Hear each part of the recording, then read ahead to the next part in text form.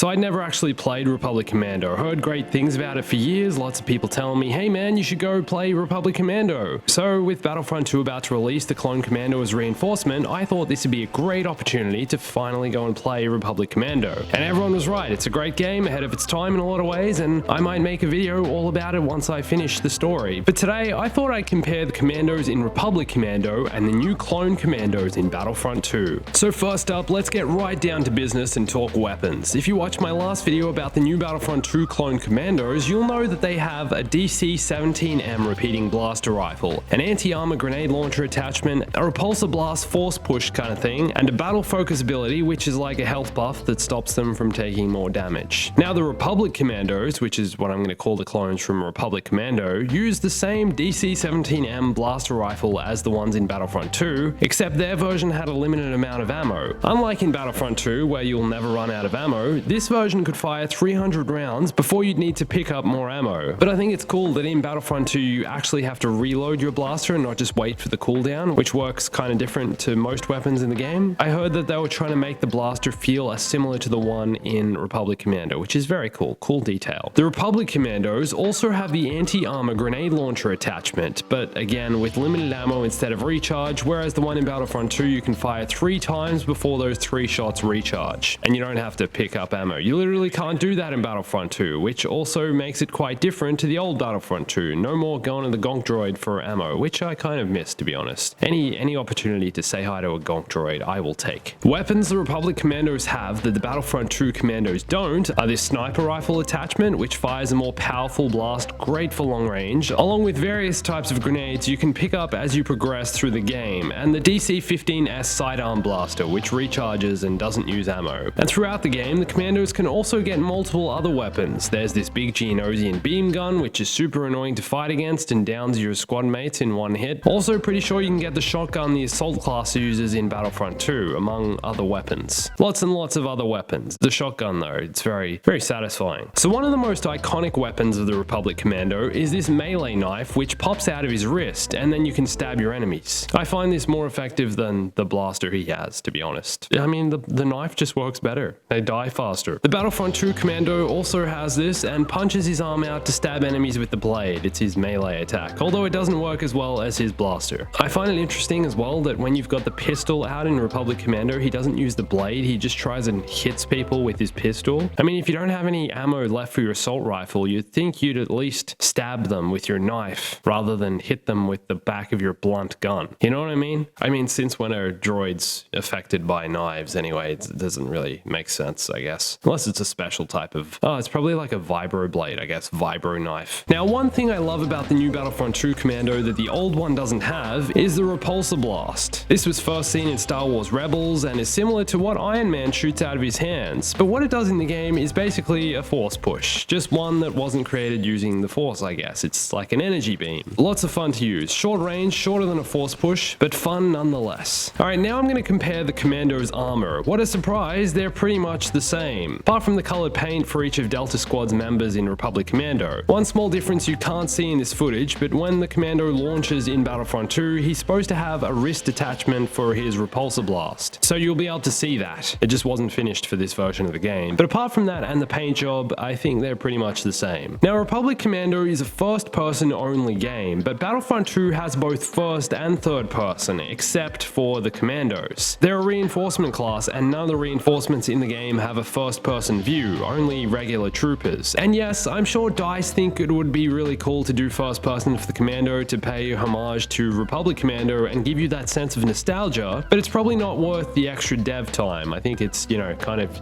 different designing characters in first and third person, even though it's the same character. And it could also be a balancing issue because there's no other reinforcements that have first person, I don't know. So honestly, I doubt we'll see them add first person commandos to the game. So if you want to play as a commando in first person, go play Republic Commando. Everyone keeps telling me it's a good game, and now I'm telling you that too. It's really cool. You should, if you haven't played it, it's like, I'm sure it's really cheap on Steam or something like that. Go buy it. So apart from all this, the only other thing worth mentioning is the damage of the main blaster in both games, because I think this is worth comparing because I noticed a stark difference. To be honest, after playing Republic Commando for a few hours, your main gun feels kind of weak, especially against heavier enemies like super battle droids and the bigger, scarier Geonosians. I'm emptying a whole magazine into this guy and it feels like I'm doing nothing, not getting anywhere. You really have to switch between this and your grenade launcher, sniper, and grenades to be able to take down some of the heavier enemies. But the blaster in Battlefront 2 feels well balanced, good for short to medium range, and that's kind of what this character was designed to be. He's like the Republic version of the Droideka, a short-range tanky reinforcement. And you don't want to get into a long-range battle using commandos. I actually feel like the BX commando droids could be good at taking out the commandos, but we'll see once we get into online. So what are you most looking forward to about the Commando being in Battlefront 2? And have you played Republic Commando? Let me know in the comments. Keen to see how many of you have played this old game. Fun fact, it came out in 2005, the same year as the original Battlefront was released. And if you haven't seen it yet, go watch my interview with Dennis Brandville, the lead dev for Battlefront 2, where I asked him about what new content we'll be getting for Battlefront 2 in the future. Will Obi-Wan always have the high ground? Yes. When are we getting a playable Sarlacc pit? Felucia. You can follow me on Twitter and Instagram and Discord for more, and thanks for watching this. My name's Andrew, I'll catch you soon. Stay bombastic.